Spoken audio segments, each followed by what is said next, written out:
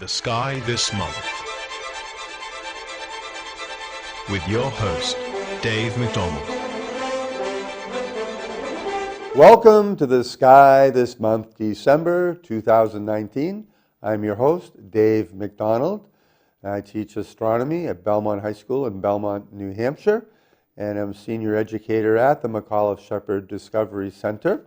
And hope that you can make it to the McAuliffe Shepard Discovery Center coming up on January 3rd. There's a special program every first Friday night of every month. Just January 3rd is the first Friday of January, 7 o'clock. The special program begins. And if it's clear or partially clear, the New Hampshire Astronomical Society will be there with all kinds of telescopes. And winter is the best time to be looking through a telescope. This atmosphere is much steadier. There's less moisture, humidity in the atmosphere to make it burble. It's a great time to get out. So I hope to see you at the McAuliffe Shepard Discovery Center in Concord on Friday night, January 3rd. But of course, come anytime. We're open during the weekend, Saturday, all day Saturday, Sunday. If you're a teacher, give us a call and check out about school trips, field trips. Starhop.com will give you all the information you need, starhop.com. Well, December, a host of things are happening in December. Multiple meteor showers are happening during the month of December.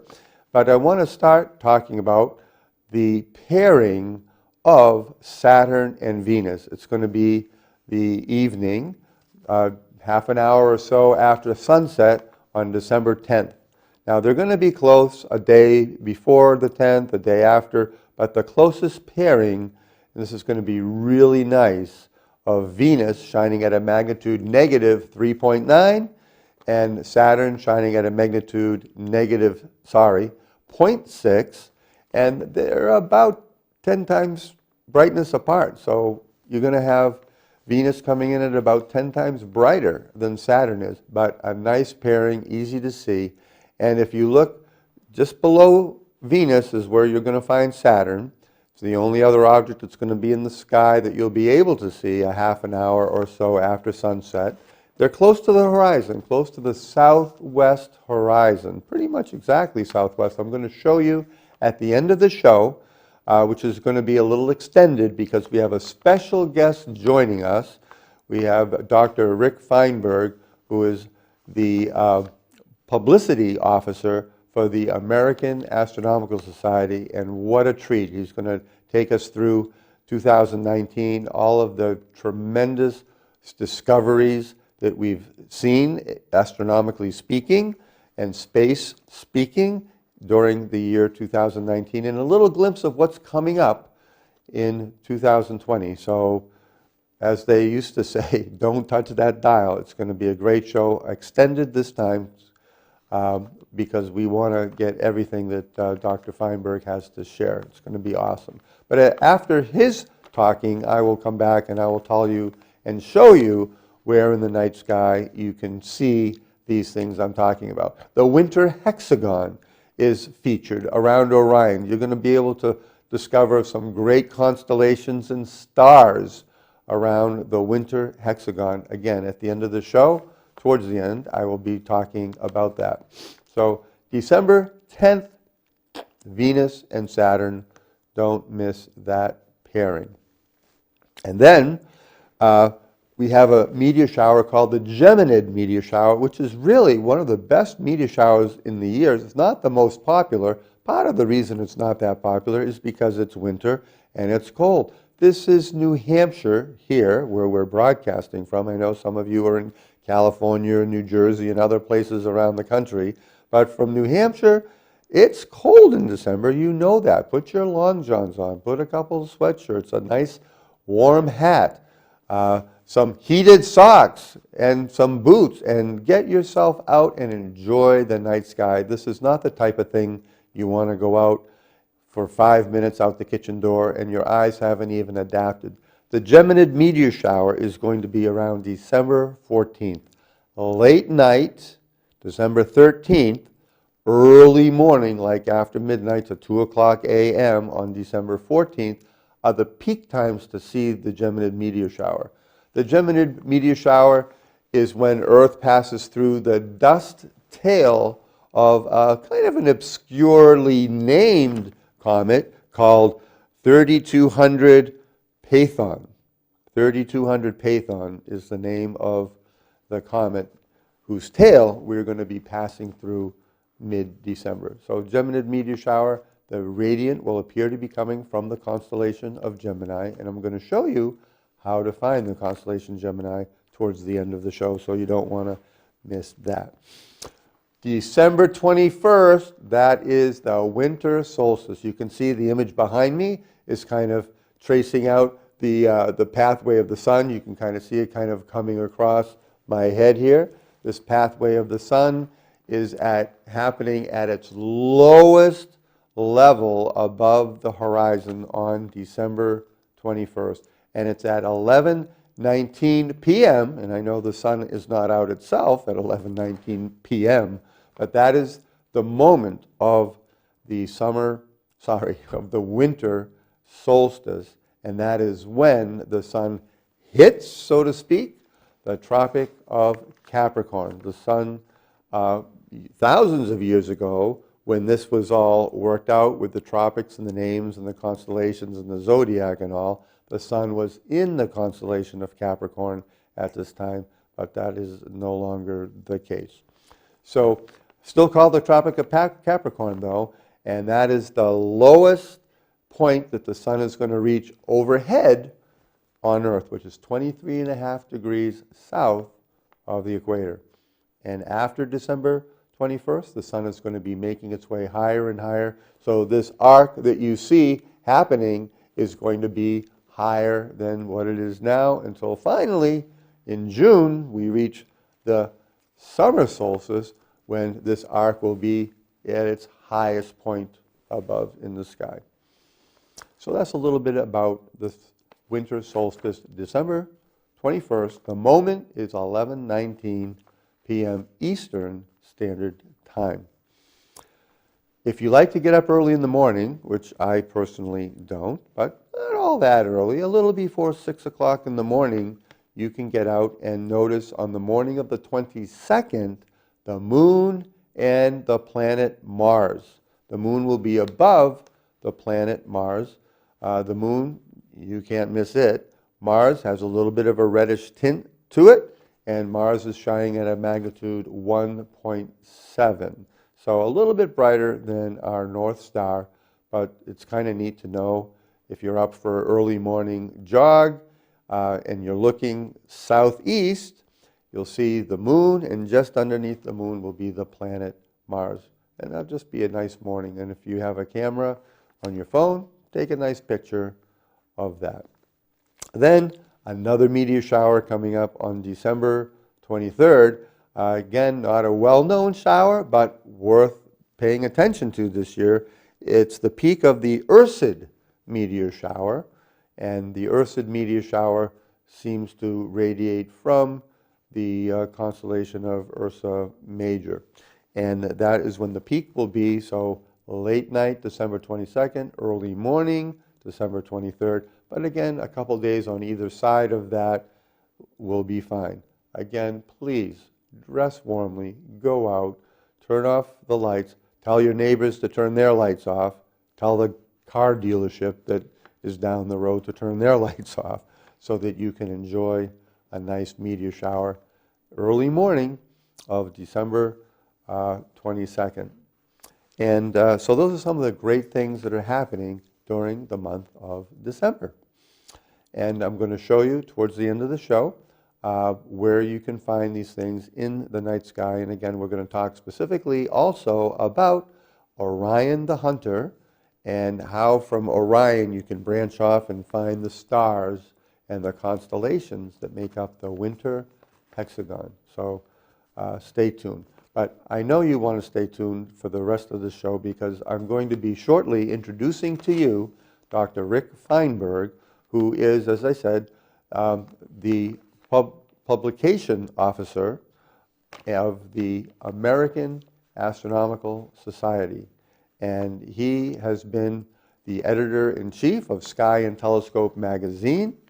He has his own observatory set up in central New Hampshire, and he has himself set foot on the North Pole, on the South Pole, and is involved in every kind of conversation related to astronomy, and you are just going to be amazed at his knowledge and the great things he's going to talk about and tell you that happened in 2019.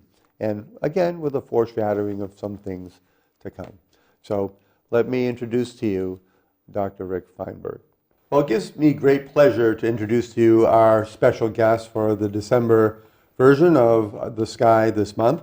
Dr. Rick Feinberg is the press officer of the American Astronomical Society and the former editor-in-chief of Sky and Telescope magazine. The International Astronomical Union has actually named an asteroid, 9983 Rick Feinberg, in his honor. And he is a trained professional astronomer. However, he considers himself to be an amateur astronomer at heart. And he loves taking photos and observing from his own observatory in central New Hampshire. So he is a very, very common traveler to find eclipses, solar eclipses around the world. So Dr. Feinberg, thank you so much for joining us today. You're very welcome. We It's nice to be appreciate here, that. Dave. Okay to call you Rick? You can call me Rick. Perfect, perfect. So let me ask you, how did you originally get into astronomy to start with? Well, it was just over 50 years ago, 1968. I turned 12, and for my birthday, my grandmother and my uncle conspired to get me a small telescope. So that's when I got my first telescope. And that same year, I happened upon a book in my junior high school library called The Universe from Flat Earth to Quasar by Isaac Asimov. Yeah. And I devoured that book. And so now I've got a telescope to look at the sky, and I'm learning about the sky. And then I saw the movie 2001, A Space Odyssey, and then Apollo 8 orbited the moon. So all of those things happened for me in about a 5 or 6 month period, and from that point forward, I always wanted to work in space and astronomy. Well, that's very cool. Yeah. And then how long was it from there that you became involved with Sky and Telescope and the editor-in-chief? Well, I had a few things to do in the interim between turning 12 and becoming editor of Sky and Tel. So I went to college and I majored in physics. Nice. And while I was there, I helped build a rocket payload. So I was doing rocket science in college, which was neat. Then I went to graduate school. So undergraduate was was Rice University in Houston, where I went because I was a space cadet, right? Yeah. So you go to Houston. And then graduate school in Harvard. That's when I first focused on astronomy. And then I decided while I was in graduate school that although I liked research, I actually liked teaching about astronomy and talking and writing about astronomy more than doing it. Yeah. So as soon as I finished my PhD, I looked for some opportunities either to teach or to do science writing. And luckily for me, an opportunity arose at Sky and Telescope. So that was 1986, and I was there for 22 years, and it was the last 8 of them that I was the editor-in-chief. So I left in 2008, which is now 11 years ago. So it's been a while, but... Yeah. And so now you're the press officer for the American Astronomical Society. Yes. And so what does that mean? What do you do for the American Astronomical Society? Well, a press officer is basically somebody who works in media relations. So I consider myself sort of a go-between between the scientific community, the members of the American Astronomical Society, who are professional researchers, and the science media. So people like yourself who do television programs or science writers for newspapers, magazines, increasingly for websites and blogs and things like that. So I have 2 main responsibilities. The one that is the most daunting is that we have 2 big meetings every year, and during those meetings I organize press conferences. So we'll have, for example, this coming January, we'll have 3,000 astronomers in Honolulu. Wow. And they'll be giving more than 2,500 science presentations. And my job is to boil them down into the 30 or so most newsworthy ones, Yeah. and organize press conferences where the scientists who are presenting the science are also presenting to the media. We'll have 80 to 100 science reporters there from all over the place. So I'll do 2 press conferences a day, and most of the news that you read about, astronomy news, in early January will be coming out of those press conferences. So keep your eye attuned to Honolulu Dateline for some of the astronomy Cool. stories. And the American Astronomical Society is the largest? It's the largest, well, it's not the largest professional astronomy association in the world. That would be the International Astronomical Union, Okay, sure. which I'm also a member of. But it's certainly, it's essentially the only professional association in North America.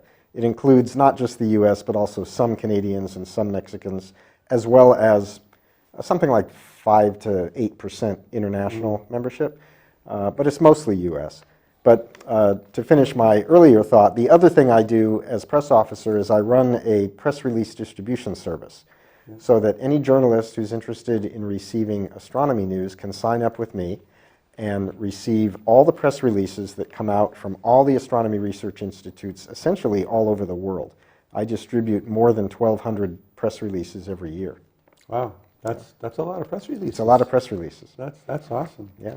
Well, it's December, we're closing up 2019, and I thought we might just reflect back on the year 2019 in Yeah. terms of astronomical events. It was a big year. And well, it was a big year. So what do you think is one of or some of the most important astronomical results of the 2019 year? On January 1st, we had the New Horizons flyby of a Kuiper Belt object. Most people remember New Horizons as the spacecraft that flew past Pluto Yep. in July of 2015. But after it did that, it sailed another 1 billion miles out into the solar system and rendezvoused with this little rock that at the time we were calling Ultima Thule, a so-called Kuiper Belt object orbiting the sun well out beyond Neptune. It was known from some ground-based observations that it was a tiny little thing, maybe 20 miles wide. Yeah. But we had never seen a Kuiper Belt object up close.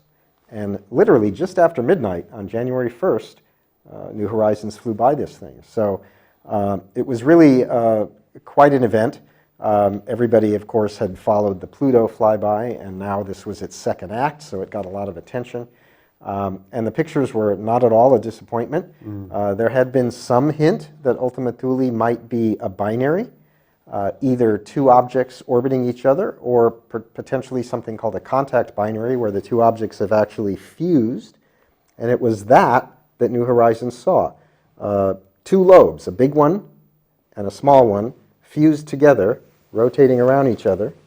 And now that object is known as Arrokoth. It got a new name just Yes. in like November, I think, or October. It's a Native American word that means sky, and it comes from one of the tribes that is indigenous to Maryland, because Maryland is where the New Horizons spacecraft was built and controlled from. Yes. And I had the opportunity, the privilege to be at the flyby of Ultima Thule on January 1st, and I remember Alan Stern doing the countdown as we were coming to the moment of closest approach Yes. to Ultima Thule. And then it was funny, so we had like celebration of waving flags and stuff for about 10 or 15 seconds, and then Alan says, "We're on departure." Right, and the images didn't really show up until hours later, right? Right, And in yeah. fact, the data from that mission are still coming in, and it won't be till the end of 2020 that the last images and other scientific data arrive on Earth, because New Horizons is so far away, Yeah. and its antenna is so small that it's like sucking the data rate is very from slow. through a straw. Yeah, Yeah, it's very slow, Yeah. even slower than from Pluto.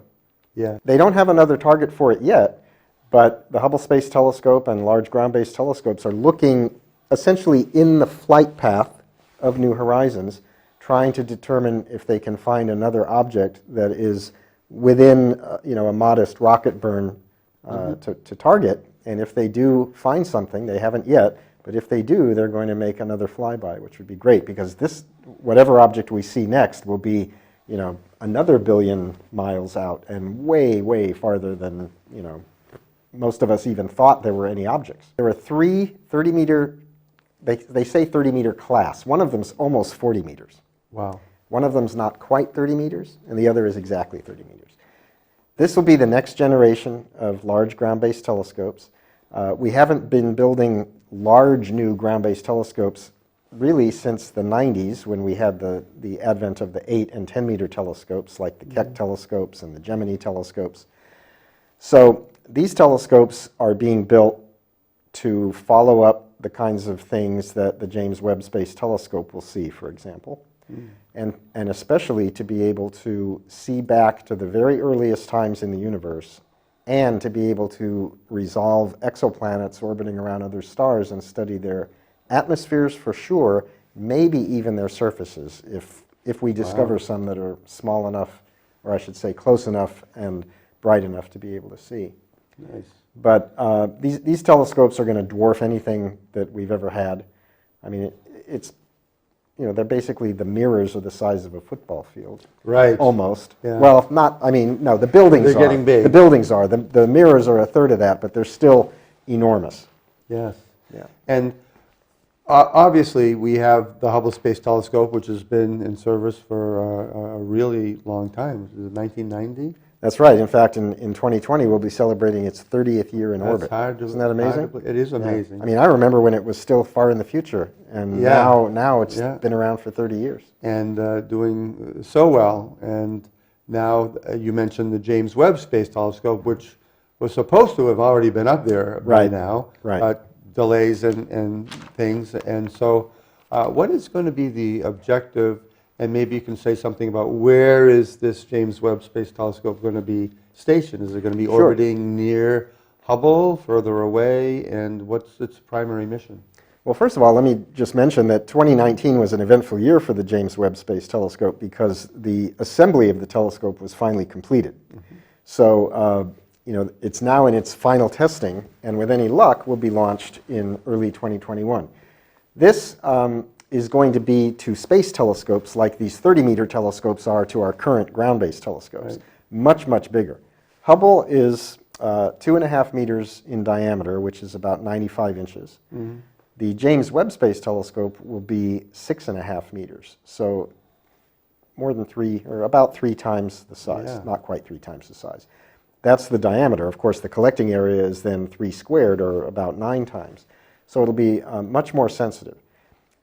It's targeted primarily at infrared radiation, not visible light. Hubble does some infrared, some ultraviolet, but mostly visible. James Webb is going to be doing mostly infrared, and that's because it's going to be looking at the most distant galaxies, hunting for the very first generation of stars to light up in the early universe. And because of the expansion of the universe, the visible light from those kinds of objects has been redshifted into the infrared. So to see it, you need an infrared telescope.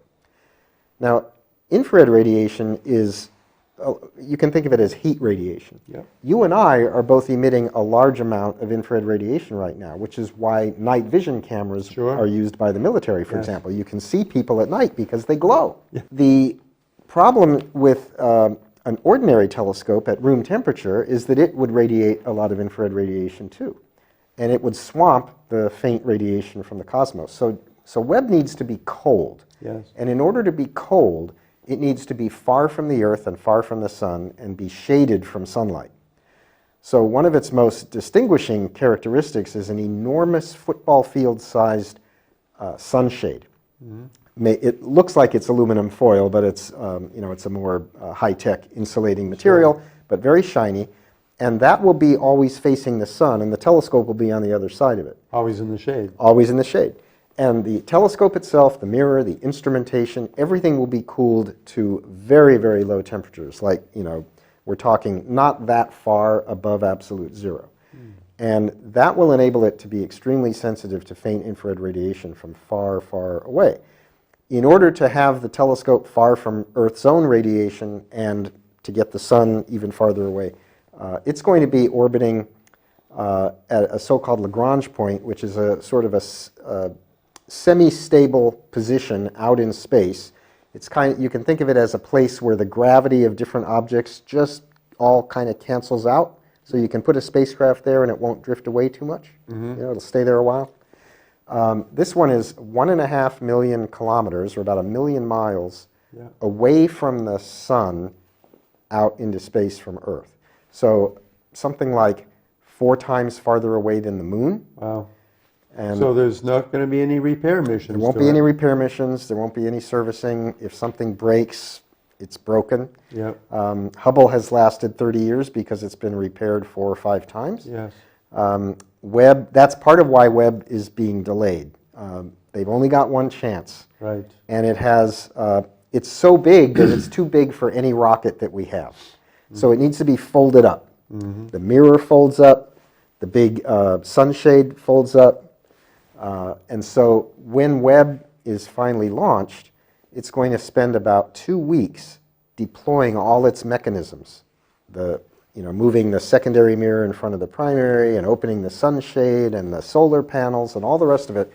There's something like 80 different mechanisms that have to deploy. Sure. And every one of them has to deploy. Yeah, it you has know? to work. If the sunshade doesn't unfold, the temperature of the telescope will never be cold enough to work. So it's going to be a nail biter, but they're testing everything over and over and over again and making sure that every system works, every backup system works. And people are pretty confident, you know, but then of course they were confident that Hubble would work too, and everybody knows voila, it didn't voila, right out of the yeah. chute, but it did with repairs. But again, we won't be able to repair Webb. So they must be, when you talk about the testing, they must be testing it under various hot, cold, vibration types of situations. Right. Well, before it was fully assembled, each component was tested separately. Yeah. In fact, I had the pleasure of seeing Webb in the flesh, well, in the metal and the glass. It was just going into a giant test chamber, the same chamber where they used to test the full Apollo lunar modules and also the command service modules. So a big vacuum chamber in Houston at the Johnson Space Center. I happened to be in Houston visiting relatives when James Webb was just about to go into the chamber. Oh, wow. So I managed to arrange to see it as it was being slid in. So that was pretty neat because, again, it's very big and shiny and exciting. So they tested it in a vacuum to make sure that everything works in a vacuum. They tested it hot. They tested it cold.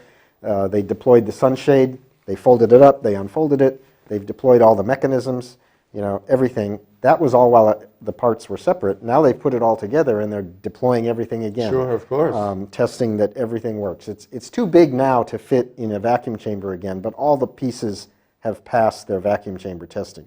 Now it's just a question of everything talking to everything else. The spacecraft has to talk to the instruments and the ground. The telescope has to communicate with the instruments, right? You know, the light has to get to the right place. The doors have to open, the solar panels have to come out, the sunshade has to deploy, and it's 5 layers. The layers separate as part of the deployment. All those steps are being run through now multiple times. What during the year 2019 were some of the neat discoveries? What are some things that we saw out there or detected out there that were pretty amazing?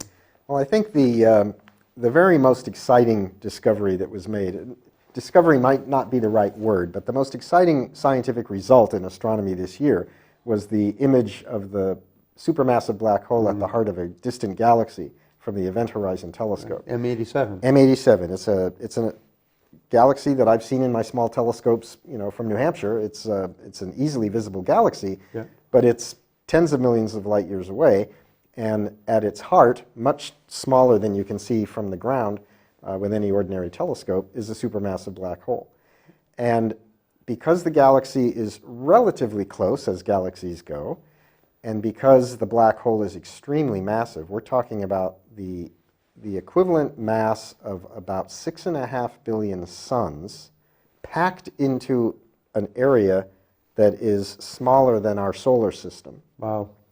It's a lot of mass. It's a lot of mass, it's a lot of gravity, and the idea was that a group of radio astronomers whose leader is based in Massachusetts, currently at Harvard, formerly at MIT, he set out to build a network of radio telescopes that would have the equivalent resolution of the entire planet Earth.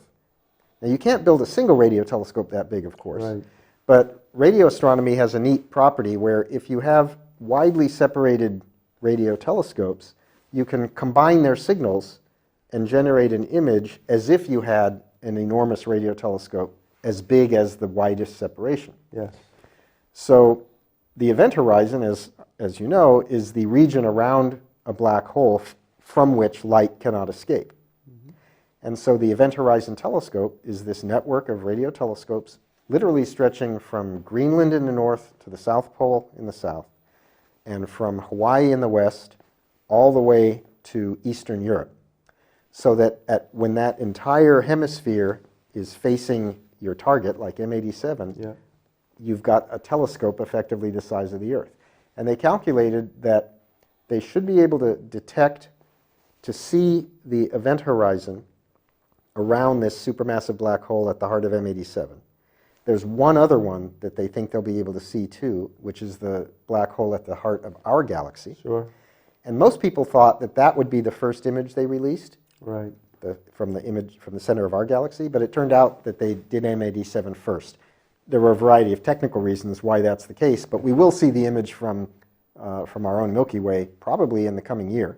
And I think, if I remember correctly, our supermassive black hole is a mere millions. It's a pip. It's only 4 million solar Only 4 masses, million. but it's a lot closer.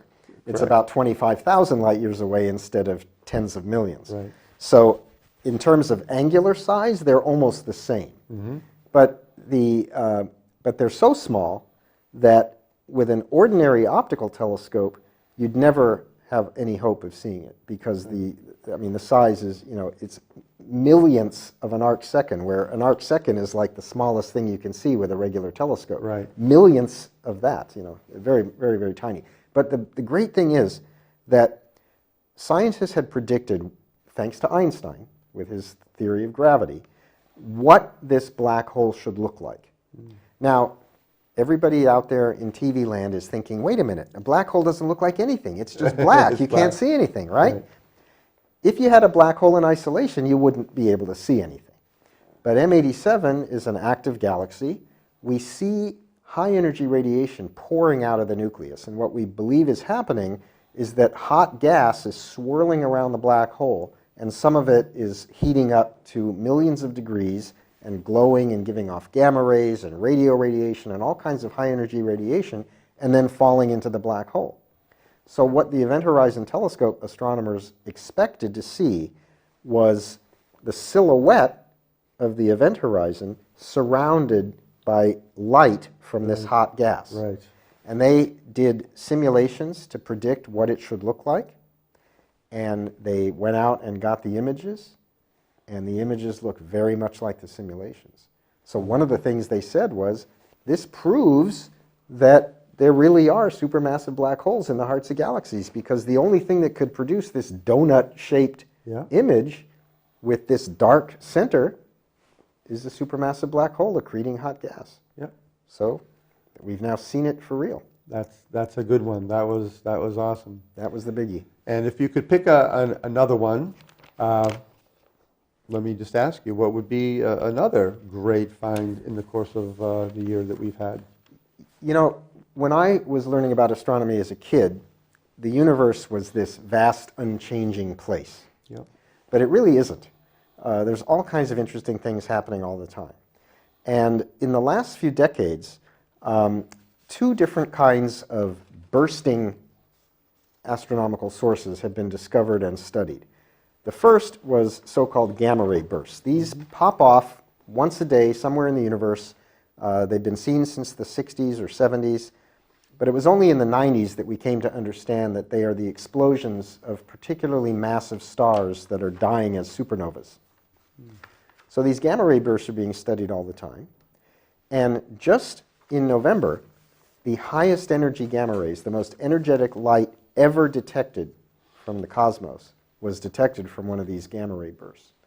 So this pushes our understanding of what's going on there to a new area, because we're seeing energies that we have not seen before, and we have to account, where are they coming from?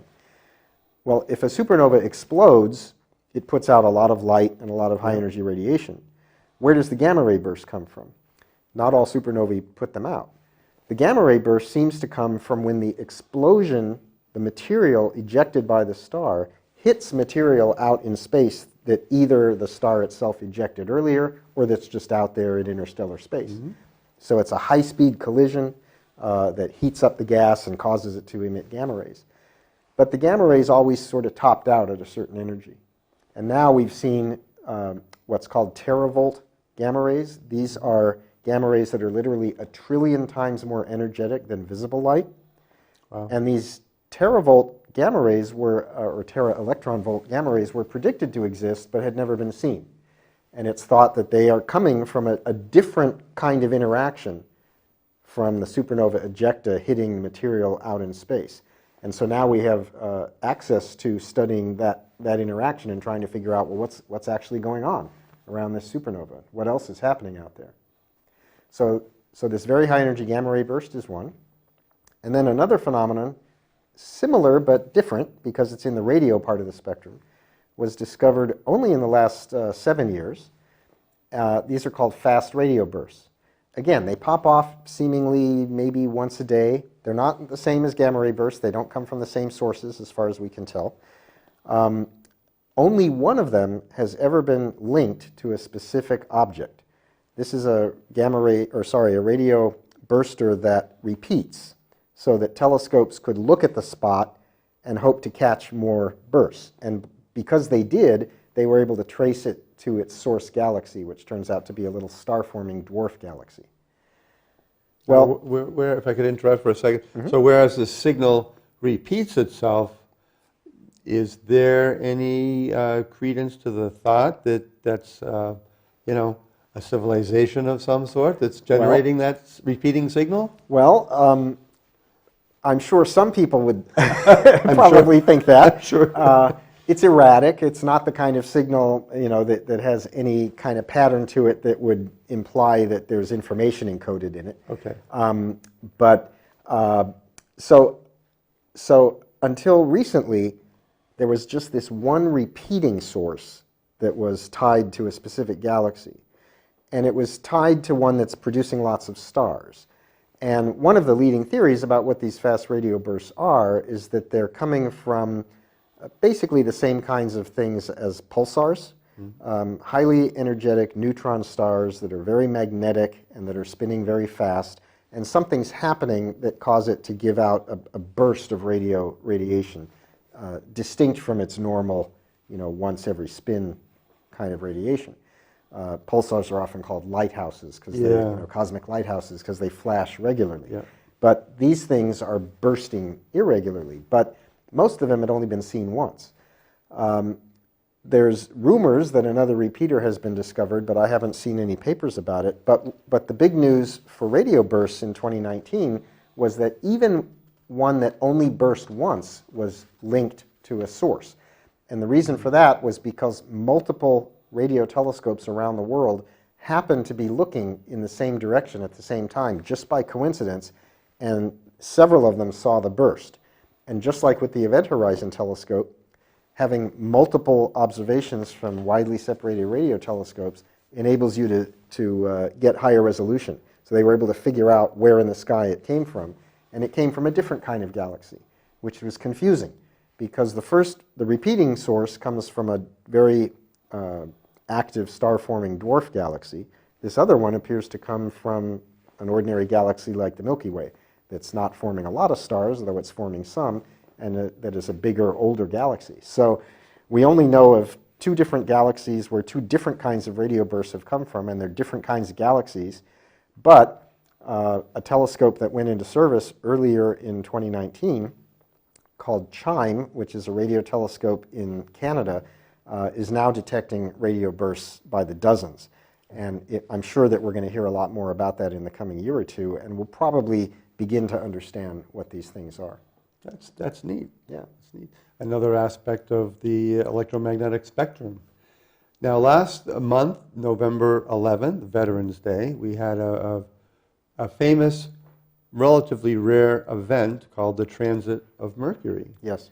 And what is a transit of Mercury, and what's its significance?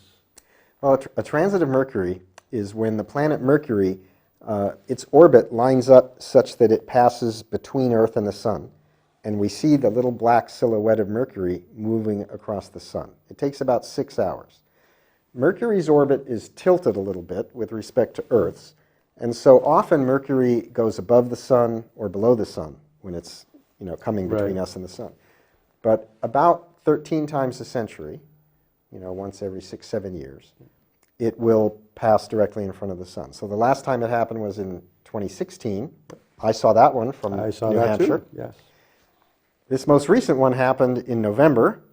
November is often lousy weather Cloudy, in these yep. parts, and indeed, we got clouded out pretty badly. So I didn't get to see this one, which was disappointing because the next one won't be until 2039. For whatever reason, for the way the orbits line up, it's going to be a 13-year gap between this one and the next one. And that one won't be visible from the States. The one after that, in 2049, will be visible from the States. But, you and I both, we're going to be gambling a bit as to whether we'll see that one. But the significance, in modern times, there's not that much scientific significance for a transit of Mercury. But in centuries past, in the 1700s and 1800s, transits of Mercury and transits of Venus were used to try to measure more accurately the distances to those planets and the Sun, using a method that actually Edmund Halley, the same Halley whose comet we are all familiar with, came up with. Not the guy that had the rock band. No, not Bill Haley, but Edmund Halley. And Halley came up with a way to use measurements from different places on Earth of these transits to measure the distance to the planet and the Sun. Nowadays, of course, we have much more accurate ways to do it. But it's still fun to think that these kinds of events were historically important, and that a lot of famous people like Captain Cook, Captain Cook sailed to Tahiti to see one of the transits of Venus. Yeah. And most people in the States, really around the world, probably remember seeing one or both of the transits of Venus that happened in 2012 and 2004. I was one of the, I don't know, few or not, but I get to see both of them. I got to see both of them too. Yeah, I went to Europe for the first one, went to Hawaii for the second. But transits of Venus are much rarer than transits of Mercury. The next transit of Venus, I think, is in 2117 or something like that. Yeah, that's out of my ballpark. Yeah, no one alive today will see that. But the transits of Mercury do come around. They're a lot harder to see. Of course, you have to use a telescope with a safe solar filter over it because you're looking at the Sun. But when you do, you see this little black dot, very tiny, that looks kind of like a sunspot at first, but then you realize it's got a really hard edge and it's perfectly round. And over the course of about 6 hours, it goes from one end to the sun. That's so cool. I watched it unveil online, and though my wife thought it was crazy, I watched the whole 5.5 hours from beginning to end. I haven't been able to get into watching these kinds of events online. I like to get out under the stars and see them for myself. Far preferable. I mean, if I'm going to watch it online, why not just download a video later? You're right. Yeah. So in 2019, we also enjoyed a lunar eclipse. Yes, back in January. Back in January. And we had some kind of an unusual event that happened during that solar eclipse that we captured. That's right. Very unusual. Nowadays, one of the most common ways to record images of the solar system from the moon and the sun all the way down to the planets is using astronomical video cameras. Yeah. So you can couple a video camera to your telescope, and a lot of people do that. I've done it myself. So people were recording the January 2019 lunar eclipse on video. And partway through the eclipse, during totality, several people realized they saw a little flash. And everybody who recorded this little flash saw it in the same spot, so it's real. And apparently, a meteoroid slammed into the moon during the total eclipse and burned up on impact and caused a new little crater. And people from on Earth recorded it on their videos. I don't know that anybody saw it in an eyepiece. Right. You'd have had to be looking at exactly the right time at the right spot. Right. But in the video images of the whole moon, you can go back and look at them, and at the appointed moment, boom. You go frame by frame. You see it. Yeah. Yep. And it wasn't a single frame. It brightened and then it faded. Yeah. Very quickly. very quickly. But so people ask me all the time, is that like the first time we've ever seen a meteoroid slam into the moon? And the answer is no, they happen all the time. Just like meteors are always coming into our atmosphere and burning up, and meteorites are landing on the ground, and we have craters on Earth too, although none that are very recent, thankfully. But on the moon, there's no atmosphere, so any meteoroid that comes in just slams into the surface. And people who have just recorded the moon on an ordinary night, for example, they're looking at a first quarter moon or a last quarter moon, sometimes called a half moon. Yeah. Half is light, half is dark. They've seen meteoroid impacts on the dark half before. So there have actually been hundreds of these things recorded, but never before during a total lunar eclipse. Yeah, that's kind of special. Yeah, so it's pretty neat. Special event. Well, we need to bring our conversation to a close, but before we do finally close on this, is there any other thing that you would like to mention from 2019, or something that may be significant to look forward to in 2020? Well, not to close on a sour note, but I do want to bring up one thing that reared its head in 2019 and that does affect sky gazers, and that's these new constellations of communication satellites. Okay. So SpaceX's Starlink, Yeah. for example. So the first launch was in May, it was 60 satellites. The second launch was in November, it was another 65 or so satellites. And these satellites are visible from the ground, at least for the first few weeks after launch. And when they go over, they essentially, well, first of all, you see lots of satellites going over at once instead of just an occasional random satellite. And if you're taking astrophotos, or if you're a professional observatory trying to study the part of the sky that they're traveling through, it ruins your exposures because you get all these satellites going through, dozens of streaks. So this is a problem that a lot of people, both professional astronomers and amateur astronomers, are worried about. Professionals because they're worried that they're going to lose access to large swaths of the sky. Yeah. Radio astronomers because these are communication satellites, so they're talking Yeah. in the radio spectrum. And then amateurs because they're worried that they're not going to be able to observe the night sky without seeing all these satellites going overhead all the time and ruining their astrophotos. So I'm cautiously optimistic because the American Astronomical Society is talking with SpaceX, and so is the International Astronomical Union. And SpaceX has agreed that they didn't give careful enough consideration to the astronomical fallout from these large numbers of satellites, which they're anticipating will go into the tens of thousands. So they're willing to talk about ways to minimize the impact, whether it's painting certain parts of the spacecraft black, raising them to higher orbits, changing the frequencies that they communicate on. I don't know, but They're open to talk about it. they're open to talking about it. They are talking about it, and so I'm optimistic, and I'm hoping that it won't be long before we come to some kind of resolution. Well, Rick, thanks so much for spending some time with us and unveiling some of the great things that happened in 2019 and a glimpse into the future. All right, well, thank you very much for having me. Thanks, It's been Rick. fun. Thank you.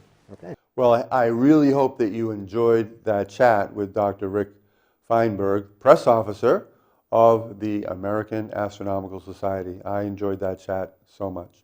So let's talk a little bit about and show you what's going on in the night sky. This is the evening of December 10th, and this is when you're going to find the closest approach of Venus and Saturn. Saturn is just a little bit to the upper right of Venus, and just to point out, just to the upper left of Saturn is where you find the planet Pluto, but Pluto is so faint, we're approaching like a magnitude 14, and then you have the glare of the sun still in the sky.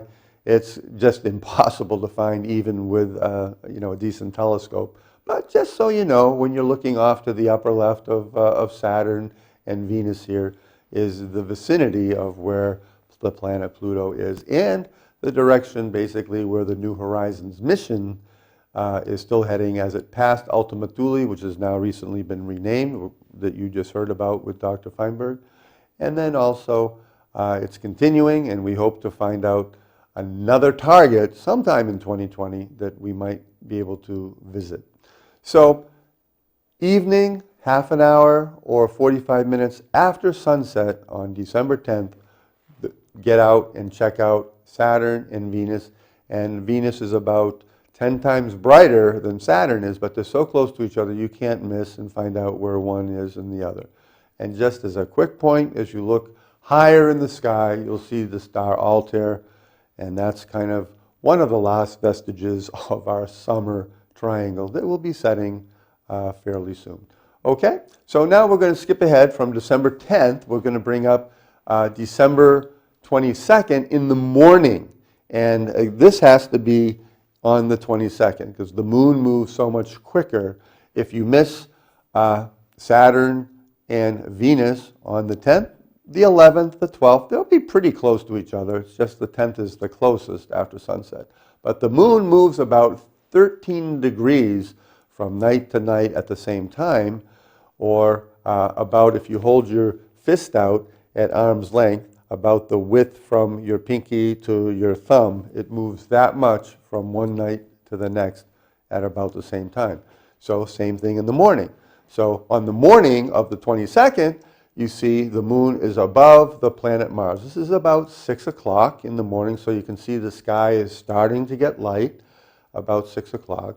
And we're going to be having darker and darker mornings until we get into January.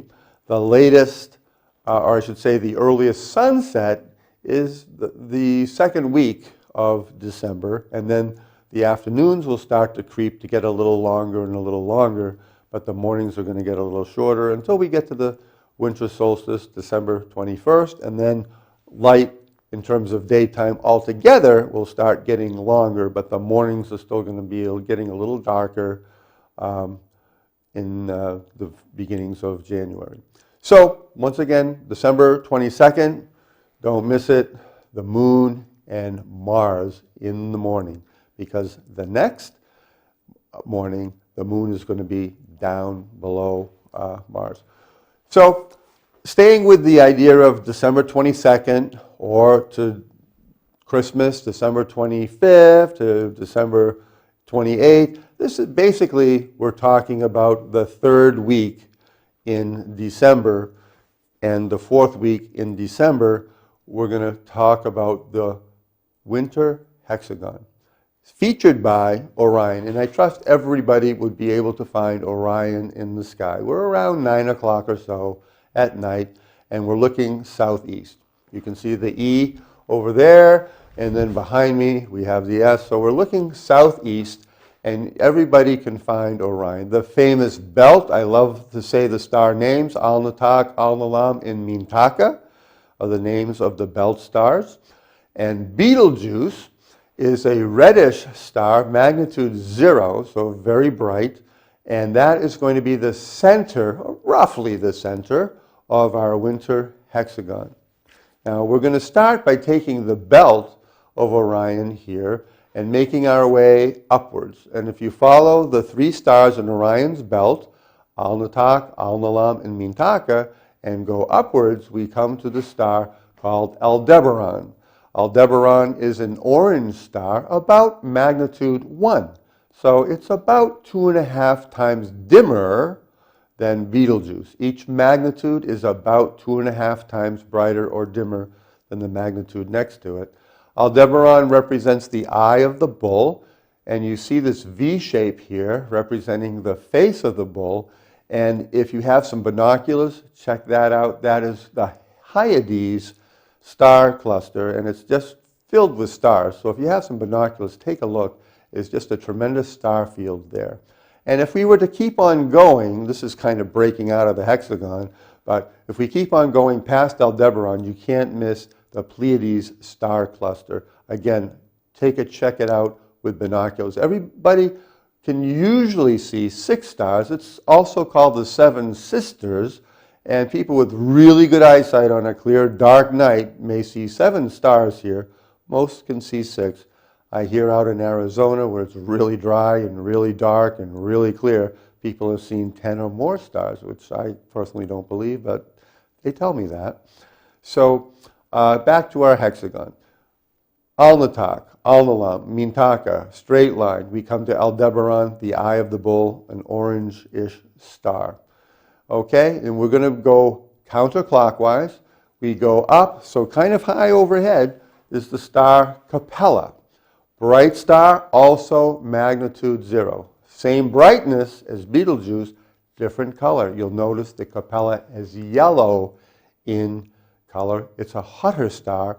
And our star, the Sun, named Sol, is also yellow, and they are class G stars. So Capella is similar in the same spectral class as our Sun, magnitude 0. That's the highest overhead star that will rule the winter sky.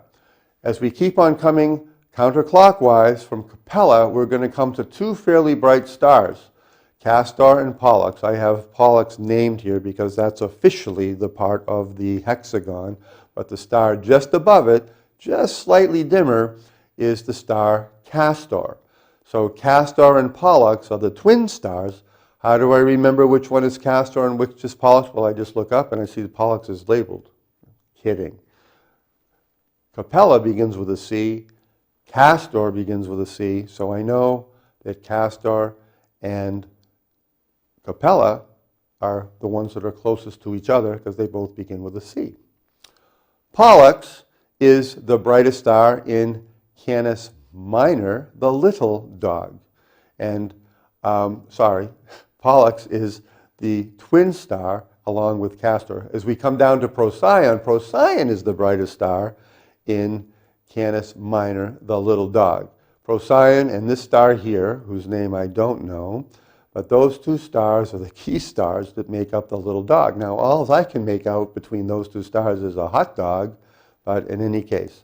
So once again, the P's help me remember which one is Pollux and which one is Castor for the twins. Pollux begins with a P, Procyon begins with a P. So again, the two P's are closest to each other. So Castor and Pollux, Procyon, and then we make our way down to the lowest star in the hexagon, which is Spica. Spica is the brightest star in the nighttime sky, shining at a magnitude, get this, negative 1.42 for its magnitude. Brightest star in the night sky in either hemisphere. Number 2 star is a star called Canopus, which is in the southern hemisphere, so we don't get to see that here in New Hampshire.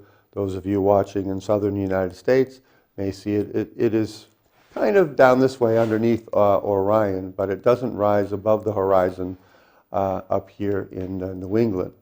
So we have Sirius, the brightest star in the constellation Canis Major, which is the big dog. You can almost kind of see a dog. You can see maybe some ears here. You got some front feet here, the back, and some legs and a tail sticking out down there. Again, this is 9 o'clock or so at night. So as the evening gets later, 10 o'clock, 11 o'clock, all this gets higher in the sky, so there's more to see, and perhaps it's easier for you to see. And then finishing the hexagon part is the star Rigel, which is the bottom right as we look at the constellation Orion. It is the left foot of Orion the Hunter, and it's a blue-white star shining at a magnitude 0. So one of the neat things about this winter sky is you get 3 stars, same bright magnitude, Rigel, magnitude 0, bluish-white in color. Betelgeuse, magnitude 0, reddish in color. Capella, magnitude 0, yellowish in color. And you've got the same brightness, different colors. Betelgeuse being red is the coolest of the 3, and Rigel being a blue-white star is the hottest of the 3. And Betelgeuse, again, is the center, roughly the center, of our winter hexagon.